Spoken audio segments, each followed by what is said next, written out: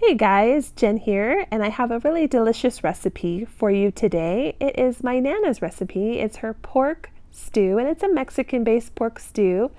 And here in my medium-sized pot, I have some olive oil, and I'm searing my pork. Now, this could be pork shoulder that you cut up into half-inch cubes, and you want to go ahead and get a nice sear on that so that the crust will be your base for absorbing all the delicious sauces that are going to go into this soup.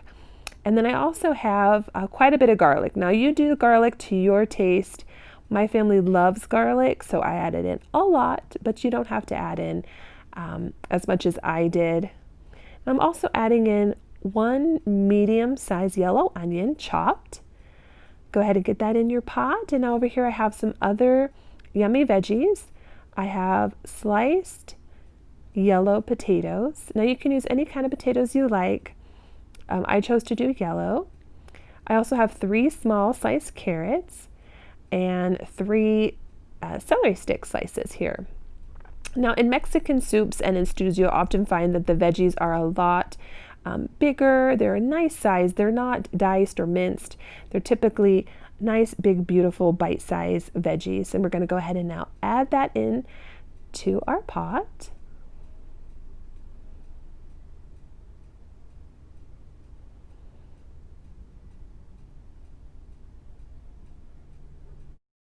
Next, we're going to add in a 28-ounce can of diced tomatoes. So get that in there. We're going to go ahead and give it a nice stir. And this is such a special recipe for me because my grandma shared it with me, and I always loved eating this growing up. I would always get tortillas that she would make.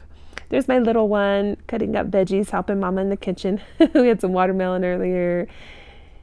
And now we're going to add in our 6-ounce can of tomato paste to help thicken it up. And now the secret ingredient is our Tomatillo salsa, or you can use any kind of salsa verde that you have. And now this, we're going to use about 8 ounces of this, about half the jar. It does have a nice kick to it. It is spicy, but not overbearing. And this salsa makes the recipe easy. I'm not making this from scratch. I'm not having to add all these different spices because that salsa does the trick. It really gives it a nice kick, a nice spice to it. And go ahead and give this all a nice stir, get it incorporated really well. Next, we're going to add our water. Now, this has no water in it at all. So now we're going to add about a cup of water. Now, you might not need to add a full cup, just depending on what your stew looks like at this point. You want to make sure that the top of all the veggies are covered with the broth. So adding that water will go ahead and cover everything for me. About 1 cup will do the trick.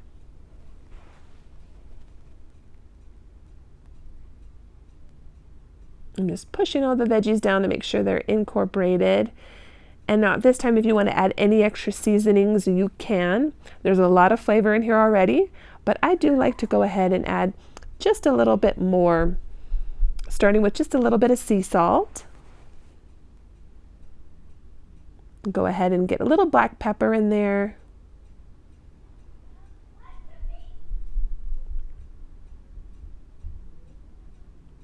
And we are a garlic family, so I'm adding in a little bit more garlic powder. And this is your one-stop shop. This has everything in it. This is sea salt, celery, leeks, cress, onions, parsley, garlic, basil, marjoram, rosemary, thyme, and kelp. And I love kelp. Kelp is such a great additive. I use this all the time. Now you don't have to add this by any means. I just enjoy it. Now this has come to a nice boil, so now we're going to go ahead and cover it and reduce the heat down to a simmer. We're going to simmer this for about 1.5 hours. And you do want to go ahead and check it quite often, about every 30 minutes. Make sure nothing's sticking to the bottom. And here the stew is all done. Everything is fork tender. It is delicious. So yummy and so easy. You can serve this in many different ways, as I showed here. I like to top mine with some fresh green onion, and you can use blue corn chips to dip in there, kind of add like a little topping to it. You could do that as well. And over here I have it in a bread bowl for my little one. She likes it in a little bread bowl. It's fancy. So there's many ways you can serve this, and then go ahead and top it off with some fresh cilantro, a little more green onion. That is it. I hope you guys enjoyed this video. Such an easy recipe. So delicious, so filling. Well, as always, thank you, and until next time.